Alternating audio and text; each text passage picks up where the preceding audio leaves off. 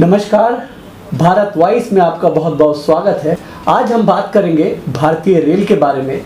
भारतीय रेल जिसे लाइफलाइन कहा जाता है, किस तरह की सुविधाएं भारतीय रेल दे रहा है, किस तरह के चैलेंजेस से दो चार होता है एक यात्री, वो तमाम पहलू हैं जिनको आज हम समझने की कोशिश करेंगे। हमारे साथ खास मेहमान इस वक्त मौजूद हैं। हमारे साथ एडवोकेट रमेश चंद्र रत्न साहब हैं जो कि टीएसी के चेयरमैन हैं। हम उनसे बातचीत करेंगे कि आखिर जब से उन्होंने कुर्सी संभाली है, जब से वो भारतीय रेल और इन तमाम चीज़ों को देख रहे हैं, आखिर क्या कुछ उन्होंने तब्दीलियां पैदा की हैं और किस तरीके से इस पूरे सिस्टम को आगे बढ़ाने की कोशिश कर रहे हैं। आखिर यात्रियों को किस तरह से सुविधाएं हो, उनके पास इसका क्या कुछ खाका या किस तरह से रूपरेखा उन्होंने तैयार की है। तो हमारे साथ वो मौजूद हैं। हम रमेश चंद्र जी, आपका बहुत बहुत स्वागत करते हैं। सबसे पहले हम आपसे ये जानना चाहेंगे कि आखिर भारतीय रेल को लेकर के, चूँकि आप अभी चेयरमैन बनाए गए हैं, जाहिर है आपका इतना लंबा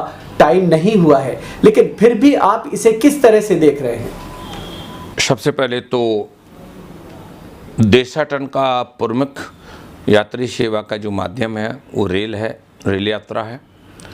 और वर्तमान सरकार जिसके मुखिया माननीय नरेंद्र मोदी जी हैं, उनके नेतृत्व में भारत सरकार और सम्मानित मंत्री पीयूष गोयल जी जिस तरीके से रेल का पहले एक विस्तार नई तकनीक के रूप में, चाहे नई लाइन के रूप में, जिस तरह से पहले सुधारात्मक दृष्टिकोण जितना भी रहा होगा, लेकिन मैं कहना चाहूँगा कि उससे कई गुना अब यात्री संरक्षता, स्वच्छता और सुरक्षा के गंतव्य स्थान पर पहुँचे, इस सरकार और रेल मंत्रालय कटिबद्ध है। और हमारी भी समिति, यात्री सेवा समिति का कटिबद्धता के साथ निर्वहन करते हुए अभी हमने नागपुर से लेकर के अभी धार्मिक स्थल जैसे हरिद्वार है, ऋषिकेश है, रुड़की है, अभी एक प्रयाग में कुंभ होने जा रहा है, तो वहाँ भी अभी 6 स्टेशन पर हम लोग निरीक्षण करके आए हैं। दिल्ली के भी हमने लगभग 5 स्टेशन का निरीक्षण किया है। अभी हाथरस भी 3 स्टेशन का निरीक्षण किया है। और वहाँ जहाँ भी निरीक्षण किया है, सरकार के स्वरूप को देखते हुए हम लोग कटिबद्धता के साथ हमारी टीम स्वच्छता को प्रमुखता देते हुए, क्योंकि पहले स्वच्छता का इतना प्रमुख दायरा नहीं था। जब देश के मुखिया नरेंद्र मोदी जी ने झाड़ू को लेकर के स्वच्छता अभियान का एक बिगुल बजाया, तो एक नई जागृति लोगों में पैदा हुई है और देखने को मिला है।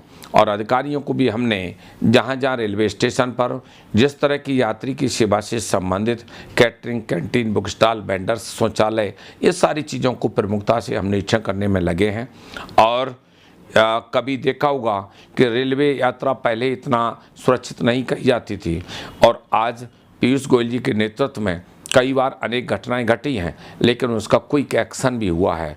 और हमारी भी कमेटी इस ओर ध्यान आकर्षित करते हुए हम लोग निरीक्षण अभियान तेज कर रहे हैं कि हम भी मंत्री महोदय के साथ उस विस्तार के स्वरूप को और आगे बढ़ाएं। ये मन कर हम इस पे बातचीत करेंगे, लेकिन कई पहलू हैं जिसमें हम ये समझना चाहेंगे। आपने अभी स्वच्छता की बात की है और ख़ास तौर से आपने प्रधानमंत्री नरेंद्र मोदी का जिक्र किया। उसमें आपने साफ तौर पे ये बात कही कि स्वच्छता को लेकर के प्रधानमंत्री बहुत ज़्यादा सचेत हैं, बहुत ज़्यादा ये कहा जा सकता है कि एक्टिव है। लेकिन जिस आपने बहुत सारे स्टेशनों का जिक्र ज़रूर किया है, लेकिन इस तरह से चीज़ें नज़र नहीं आती ज़मीन पर। ट्रेनों में जो ख़ासतौर से टॉयलेट हैं वो आज भी गंदे मिलते हैं, क्योंकि हम लोग भी उस पर सफ़र करते हैं। यात्री अक्सर इस तरह की शिकायतें करते हुए नज़र आते हैं। आखिर उसको आप किस तरह से दूर कर रहे हैं?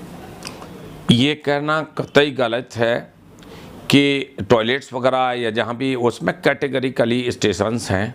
लगभग 7,500 से 8,000 के समथिंग स्टेशंस हैं जो 12 किलोमीटर 15 किलोमीटर की दूरी पर हैं। और उसमें भी कैटेगरिकली ए ग्रेड और A1 और A कैटेगरी में स्टेशंस हैं। लेकिन पहले और अब के उसमें ज़मीन आसमान का अंतर है। सरकार और मंत्री महोदय की कटिबद्धता का हर जगह प्रतीक हमको नज़र आता है। लेकिन हम जहाँ भी देख रहे हैं, हम निर्देशित करते हैं अधिकारियों को, जो भी सुलभ से लेकर के खान पान से लेकर के यात्री से संबंधित जो भी चीज़ें हैं उसमें त्वरित एक्शन कराने का काम, हम निर्देशन देने का काम अधिकारियों को करते हैं और अधिकारी भी उसमें एग्जीक्यूशन का काम भी त्वरित कर रहे हैं। ये चीज़ पहले की अपेक्षा बहुत बड़ा परिवर्तन, साफ सफाई, सुरक्षा, ये सारी चीज़ों में कई गुना परिवर्तन है। रमेश जी, एक सवाल आपसे ये जानना चाहेंगे, अक्सर लोगों की शिकायत होती है खासतौर से खाने की क्वालिटी को लेकर के, जो ट्रेनों के अंदर परोसा जा रहा है या फिर जो वेंडर्स रेलवे स्टेशन पे है उसको लेकर के बार बार जो है सवाल उठते रहे हैं। आखिर उस समस्या से किस तरह से निपटने के लिए आपने रूपरेखा तैयार की है? ये एक यात्री सेवा समिति का भी दायित्व यही है कि हम उसके खान पान और सारी चीज़ों का निरीक्षण करें और कुछ एक्शंस जो अधिकारियों के द्वारा जो हमारे साथ में प्रोटोकॉल के साथ रहते हैं उसका एग्जीक्यूशन होता है। लेकिन हमने भी अपने समिति के 16 सदस्यों को जोन वाइज बांटा है, जिससे डिस्ट्रीब्यूशन ऑफ वर्क प्रॉपर हम लोग हमारे टीम कार्य कर सके और उसको 17 जोन में से भिन्न भिन्न जोन में टीम को जुटाया है और जहां भी मैं स्वयं जाता हूं वहां भी टीम के सदस्यों को साथ लेकर के जाता हूं और बड़ी कहने में झिझक नहीं है कि हमारी टीम बेहतरीन टीम और मुस्तैदी के साथ लग कर के सरकार की कटिबद्धता को देखते हुए और सम्मानित मंत्री पीयूष गोयल जी की भी तत्परता को देखते हुए हम लोग क्विकली और एक्टिवली पार्ट प्ले कर रहे हैं। एक अहम सवाल आपसे ये जानना चाहेंगे रमेश जी कि चूँकि सर्दी का मौसम है और ख़ास तौर से फॉग और कोहरे को लेकर के ट्रेनें अक्सर लेट आ रही हैं और उसको लेकर के पैसेंजर्स के अंदर काफ़ी नाराज़गी है, लोग उस चीज़ से काफ़ी परेशान हैं। कई घंटे और कई बार ऐसा होता है कि ट्रेनें जो है कैंसिल तक कर दी जाती हैं। आखिर ये एक लंबे समय से समस्या आ रही है, इस समस्या को दूर करने के लिए आपकी सरकार के पास क्या कुछ जो है रणनीति है?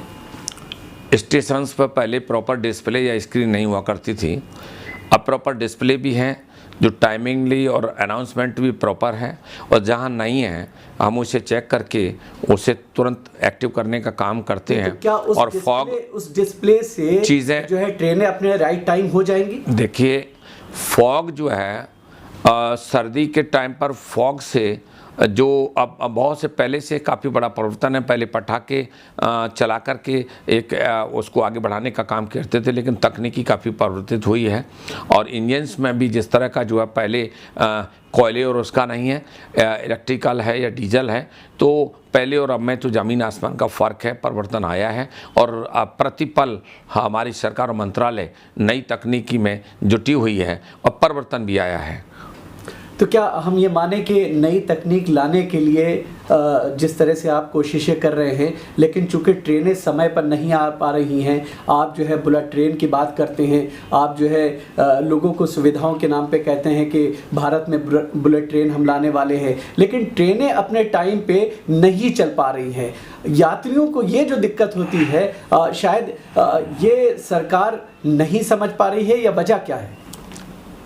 मैंने कहा कि ये सरकार ही है जो समझ पा रही है और गतिमान भी है, प्रगति भी है, पहले की अपेक्षा कई गुना परिवर्तन है और हम किसी भी स्टेशन पर या ट्रेन में जाकर के यात्रियों से स्वयं डायरेक्ट वार्ता करते हैं, आपको किस तरह की परेशानी है, पीने का, सुलभ का या किसी भी टाइप की, और आप हमारे किसी भी ग्रुप में जाकर के चेयरमैन पीएससी रेलवे बोर्ड उसमें देख सकते हैं कि हम व्यक्तिगत तरीके से लोगों को जाकर के वेटिंग रूम में भी या प्लेटफॉर्म में बैठे हुए लोगों के साथ या यात्रा करते हुए उसमें प्रॉपर निरीक्षण करने का कार्य करते हैं और हम पाते हैं कि पहले की अपेक्षा बहुत बड़ा परिवर्तन है। लेकिन क्योंकि ये बहुत बड़ा देशा टन का एक सबसे बड़ा साधन है और साधन में भी मंत्री महोदय सरकार भी बड़ी गति के हिसाब से अभी जैसे कुंभ लग रहा है इलाहाबाद में, वहाँ भी अभी हम दौरा करके आए हैं, तमाम चीज़ें जानकारी करके आए हैं और कुछ चीज़ें जो होनी हैं लोग कर रहे हैं और जहाँ सुझाव भी लोगों के जनता के बीच में आते हैं उसको कोई एक्शन भी अधिकारी लेने का कार्य कर रहे हैं। आखिरी सवाल आपसे जानना चाहेंगे रमेश जी कि चूँकि आम बजट के साथ अब रेल बजट भी पेश किया जाता है, जाहिर है लोगों को बहुत सारी दिक्कतें होती हैं, उन दिक्कतों से निपटने के लिए क्या आप भारत सरकार को ये सुझाव देंगे कि बजट को इंक्रीज़ किया जाए ताकि चीज़ों को बेहतर तरीके से आगे बढ़ाया जा सके? रेल बजट अपने में एक अलग से बजट है, लेकिन हमारा फाइनेंस ग्रुप बहुत इंटेलेक्चुअल का ग्रुप है और जिसमें जो टीम है वो इस बेहतरीन तरीके से लगी है। लेकिन जब भी कोई सुझाव आते हैं तो उससे मंथली हमारी बोर्ड की बैठक होती है। उस बोर्ड की बैठक में हम सभी मेंबर्स के साथ और कंसर्निंग जो डिपार्टमेंट्स होते हैं उनको साथ लेकर के उसके मिनट्स और आगे बढ़ा करके उसे अग्रसित करने का काम करते हैं और सरकार उससे उसी तरीके से अभी एक स्वयं अभी मैंने किसी यात्री जो एक यूनियन बनाए हुए हैं उनसे जानकारी करने का स्वयं भी अभी काम किया था, तो अभी वो खुद भी कहने लगे कि बहुत बड़ा परिवर्तन है पहले की अपेक्षा। तो इसलिए हमें भी सुखद आनंद होता है और हमारी कमेटी जिस दायित्व के लिए बनी है उसका निर्वहन कर रहे हैं। जहाँ जहाँ मौका दिखाई देता है किसी एक्शन में तो एक्टिवली पार्ट प्ले कर रहे हैं हम लोग। बहुत बहुत शुक्रिया। ये थे एडवोकेट रमेश चंद्र रत्न, पीएसी के चेयरमैन हैं। वो हमसे बातचीत कर रहे थे। उनका साफ तौर पे ये कहना है कि उनकी सरकार और वो खुद इस बात की भरपूर कोशिश करने में जुटे हैं कि यात्रियों को ज़्यादा से ज़्यादा सुविधाएं दी जा सकें, यात्रियों को ज़्यादा से ज़्यादा भारतीय रेल के माध्यम से फ़ायदा पहुँचाया जा सके। फिलहाल इस प्रोग्राम में इतना ही। देखते रहिए भारत वॉइस।